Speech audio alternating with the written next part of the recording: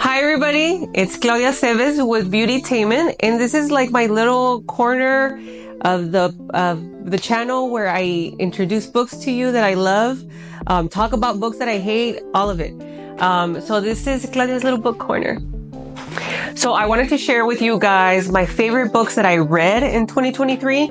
Honestly, like I didn't read that many 5-star books. I read a bunch of 4 stars, a ton of 3 stars, but I really only read a few 5 stars that like really stayed with me. So my first book that I read that I really gave it 5 stars was The Kite Runner by Khaled Hosseini. It was an amazing book, and honestly, so I've been wanting to read this book for like a long time, right? But I didn't read it because the first book that I read by him was the 1,000 Splendid Suns, and that book was so freaking good. And then I watched the Kite Runner movie, right? And I was like, oh my God, I was like crying my eyeballs out. And there was just a lot of scenes that were really hard for me in the movie. So I kind of put it off, and like I put it off for like years and years because this book is like over 10 years old or something. It's super old. Anyway, so I finally read it. Of course, he's a great writer. Like that era that he chooses, it's kind of historic fiction, right? So that era that he chooses is like amazing, and he's super descriptive, but it's also really, really sad. But I really enjoyed the writing. I really enjoy how he takes you through like a whole journey. So if you want to cry your eyeballs out, read The Kite Runner. My second book rec for 2023 that I read that was like super awesome is The Tea Girl on Hummingbird Lane by Lisa C. So it's not my normal book that I read. It's like this epic journey of this gal in China, and she goes through this whole thing. Well, anyway, it was so freaking good, and I read it for my book club. Like I said, it's not something I really read, but I got so into it. It was so good. It starts off with this girl being like in preteen years, and up until she's older, she has to give up her baby for adoption, and then she tries to get her back, and the baby's gone. And then at the end, you kind of see what happens to her daughter. And I don't want to spoil it, but I cried. So it was a really good book. It's usually one that I recommend to somebody if they kind of want to really get into a book. You know how sometimes you feel like reading 200 pages or 150, and sometimes you feel like reading an epic fucking story. So this is one of those books. I really enjoyed it. I think the writing was awesome. I kind of wanted more at the end, but if you're kind of in the mood to read something like that really draws you in, this is the book. I remember, I think I was reading up until like 3 or 4 in the morning. It's one of those books, and it's so good. And it's a little longer. It's maybe 500-600 pages. No, it's like 500 pages. But it doesn't feel like it pauses at any time. It just kind of keeps going. And it's such a good book, you guys. That is definitely a must read. Okay, and my third book that I really enjoyed this year, and this was in the beginning of 2023, and I still like think about it. I'm like, fuck, that was such a good book. It was Lost Gods by Bram or Gerald Bram. It was super epic. Again, it's one of those books that's really, really long, and I actually didn't read it. I read some inserts here and there, but I listened to it on audiobooks. And the person narrating, the actor, he was amazing. So it just kind of added to the flair of the book for me, maybe. But I did read some of it, but most of it I listened to, and it was so good. So it's about this dude, right? And he's like not living his best life. He ends up getting killed, and he goes to purgatory, and like he's fighting with these gods. He's trying to hide from these other ones.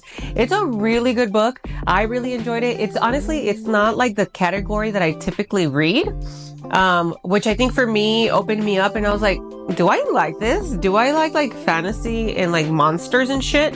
So it kind of really opened me up to trying more of his books, and I subsequently ended up reading Krampus too, and I read like my husband and I read like 2 and 3 other books of his, but they're also good. So if you get a chance, and if that is your jam, if you like monsters and gods and like evil shit and like spirits and witches, that's a really, really good book. Again, it's a little daunting because it's on the long side, but it's really awesome. Like the way he paints the pictures, he world builds, character builds.